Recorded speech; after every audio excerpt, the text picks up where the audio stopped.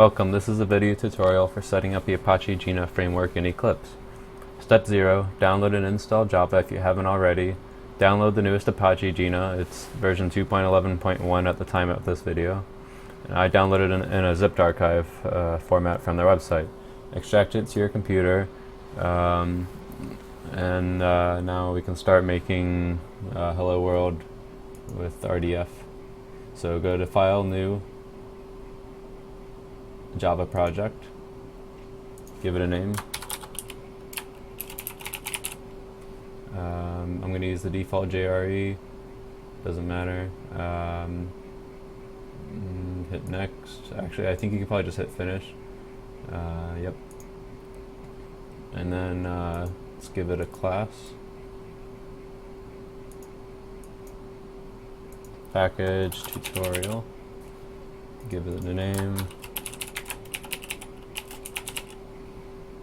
I would not like to create a main because I've already typed up everything.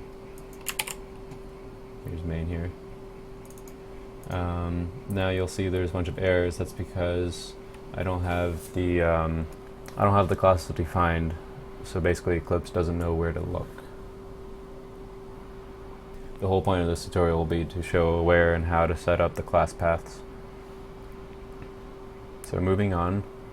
So to start setting up the class paths, go to Window, Preferences, and then open up the Java drop-down, and then I believe it's Build Path, and then User Libraries.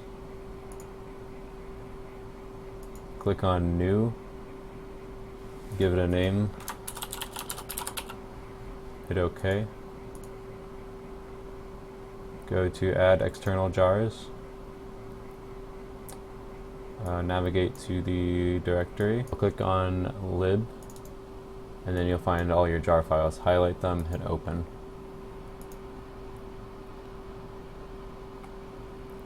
So now you should have a program that looks something like this. Now supposedly this will be enough to get on your way in programming, but you should probably configure the jar files, at least 2 of them, right off the bat. The first one is the Jena core.jar. Click on source attachment, and then click on edit. Click on the bubble that says external location, and then give it an external folder. Navigate to the Apache Jena directory and click on the folder that says lib source. Hit OK. Hit OK again, and now you've configured the source attachment. Next, you want to do the Java doc location. So click on Java doc and then hit edit. This time you want to give it a path, which is the first bubble. Click browse. So again, navigate to the directory. Click on the folder and then click on the one that says Java doc core. Hit OK. And if you want to, you can validate it. It says location is likely valid, or at least it should say that. If it doesn't, then you probably messed up somewhere. Hit OK. Hit OK again.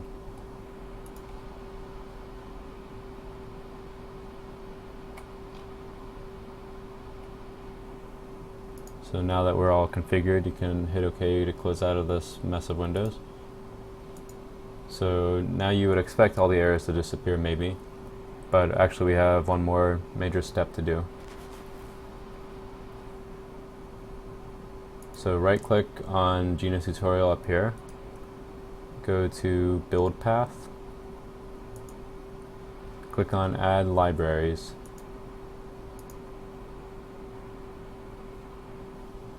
Click on user library, hit next. Select Jena libs, which is what we just made, and then hit finish. Ta-da! No more errors.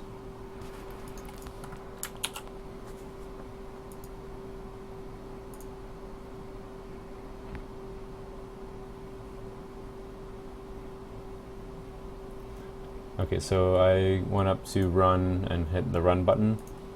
Now you see when you first run it, you'll probably see this red text at the top.